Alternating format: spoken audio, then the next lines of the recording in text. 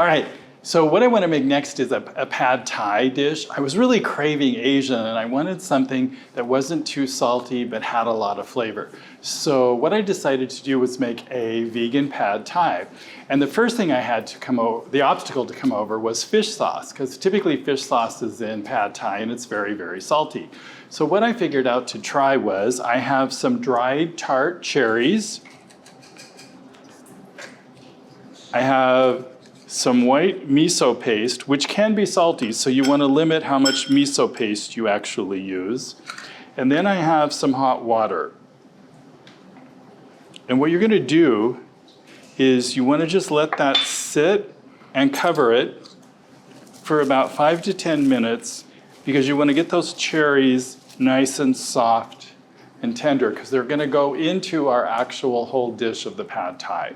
So now that we've had our cherries steeping in warm water, our miso paste is softening up, we're going to finish making our sauce in this little bowl before we make our pad thai. So what I want to do here is we have some coconut amino, which is lower in sodium than soy sauce. We have rice vinegar, brown sugar, tamari paste. This actually has zero sodium in it.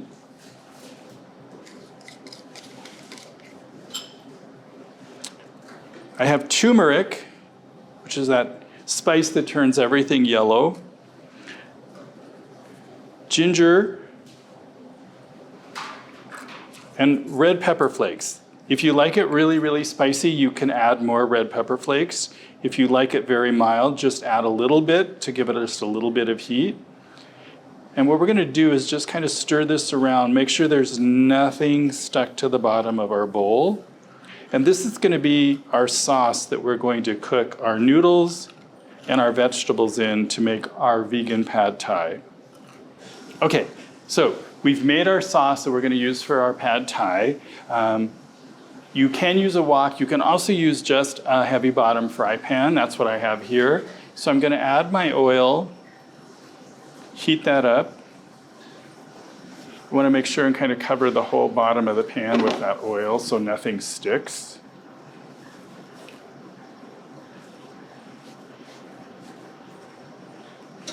Then I'm going to add my diced onions.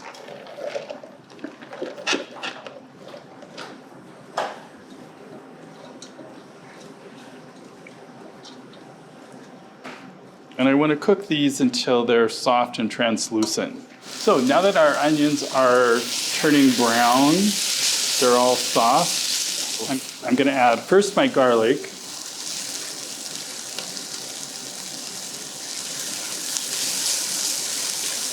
And I want that garlic to kind of just sit on the top of those onions so it doesn't burn, but it starts to cook.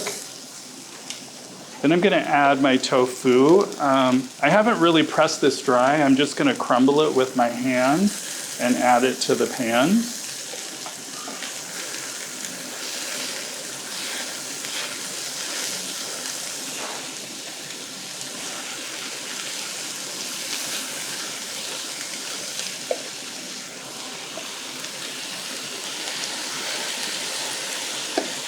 And the reason I do that is I crumble it before I add my sauce, so the tofu is actually going to absorb some of that sauce that we made with those dried cherries and all of those spices and herbs.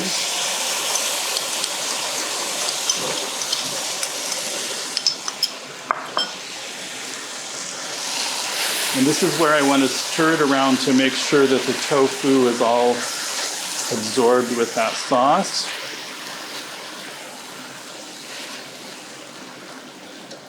And then I'm going to add some shredded cabbage, some bean sprouts. I want to add some peanut butter.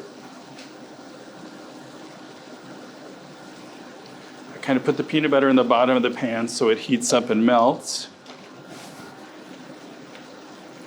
And then once that peanut butter starts to melt, I'm going to add some rice noodles to this. So the thing about pad thai is once you have everything prepped and cut and ready to go, it's a very quick and easy recipe to make. It doesn't take very long, so it's kind of a nice recipe for a busy work night.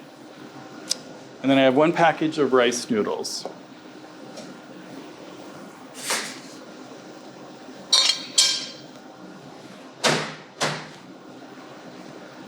And the key to the rice noodles is you want to try to kind of pull them apart with some sauce.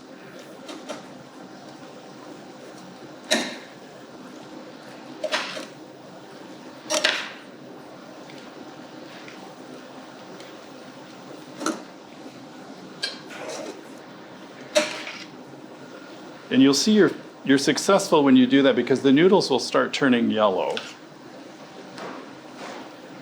When you start pulling up all of those good flavors from the bottom of the pan and mixing them in with your noodles.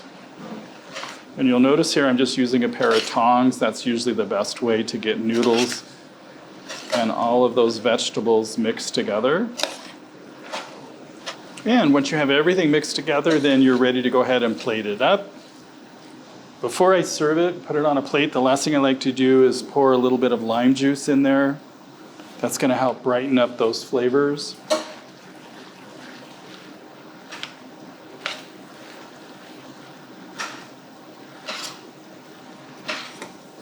All right, so we're ready to plate up our pad thai.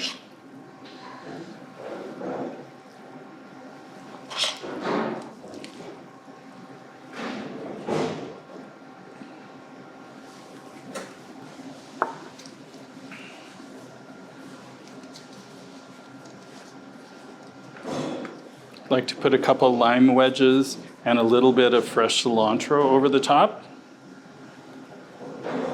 And there you go. You have a very quick, easy dinner on a work night, but it's full of flavor and fairly low in sodium with that nice Asian taste to it.